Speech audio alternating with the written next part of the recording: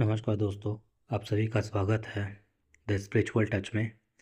आज हम बात करेंगे एक ऐसी कहानी के बारे में जिसमें हमें ये दिखाती है कि अगर आपको भगवान के ऊपर भरोसा है, अगर आप पूर्णतः भगवान पर निर्भर हैं, तो भगवान आपका साथ कभी नहीं छोड़ते। वह हर हालात में आपका साथ देते हैं और आपके लिए सदैव तत्पर रहते हैं।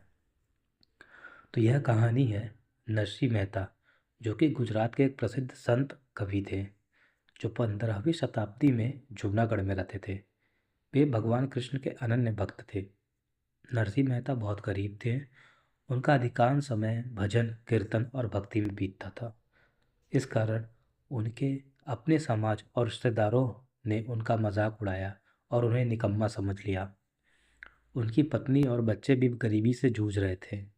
लेकिन जो थे नरसिंह मेहता, उनकी भक्ति में कोई कमी ही नहीं आ रही थी।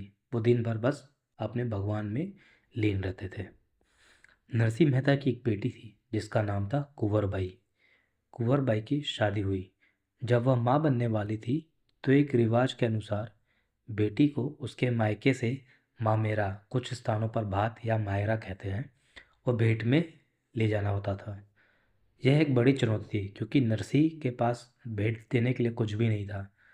रिश्तेदारों ने उनका बहुत उपहास किया और कहा कि वो इतने गरीब हैं कि वह यह रिवाज पूरा नहीं कर सकते हैं। क्या तुम कोई काम क्यों नहीं कर सकते, करते भगवान की भक्ति छोड़ के। नरसिंह मेहता पूरी तरीके से भगवान कृष्ण पर निर्भर हो गए। उन्होंने बस एक प्रार्थना की और जूनागढ़ से अपनी बेटी की ससुराल की यात्रा पर निकल पड़े। उनके पास केवल एक पुरानी गाड़ी, फटे पुराने कपड़े और अपनी तुलसी की माला थी। जब नरसिंह अपनी बेटी के ससुराल पहुंचे तो लोगों ने फिर उनका मजाक उड़ाया।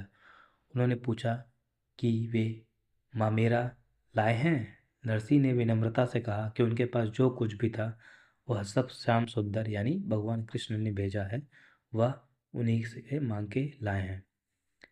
फिर एक बहुत ही अद्भुत चमत्कार हुआ। एक क्षण में वहाँ सोने चांदी से भरे रथे, महंगे वस्त्र, गहने और स्वादिष्ट मिठाइयों का अंतहीन कतार लग गई। भगवान कृष्ण स्वयं एक अमीर व्यापारी के वेश में आए। उनके साथ माता रुक्मणी, या कुछ कथाओं में ये कहा जाता है कि उनके साथ माँ राधा भी आई थी, राधा देवी, जो उनकी पत्नी के वेश में थी। उन्होंने नरसिंह मेहता की ओर से उनकी बेटी कुंवरबाई को अकल्पनीय धन और उपहार भेंट किए, जो उस समय के सबसे अमीर व्यक्ति के पास भी नहीं थे। यह सब देखकर नरसिंह के रिश्तेदार और समाज के लोग हैरान और शर्मिंदा हो गए। उन्होंने अपनी गलती महसूस की और नरसिंह के चरणों में गिरकर क्षमा मांगी। यह कथा हमें दर्शाती है कि जो भक्त सच्चे हृदय से बिना किसी संशय के भगवान पर निर्भर होता है, उसकी जिम्मेदारी स्वयं भगवान उठा लेते हैं।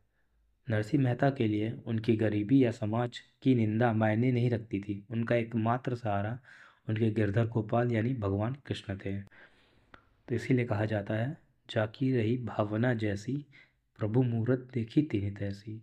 जैसे जिसकी भावना होती है, प्रभु की मूर्ति वैसी ही उसे दिखाई देती है। इसलिए भगवान पे हमेशा विश्वास रखिए और पूर्णतः उन पे निर्भर रहिए। वह जो भी करेंगे आपके जीवन में अच्छा करेंगे। आपके लक्ष्य जो भी हो रहा है आपके जीवन में अच्छा करा, उस सब के पीछे भगवान की मर्जी मानिए और सब उन पे छोड़ दीजिए। जो होगा लाइफ में अच्छा होगा। बहुत बहुत धन्यवाद।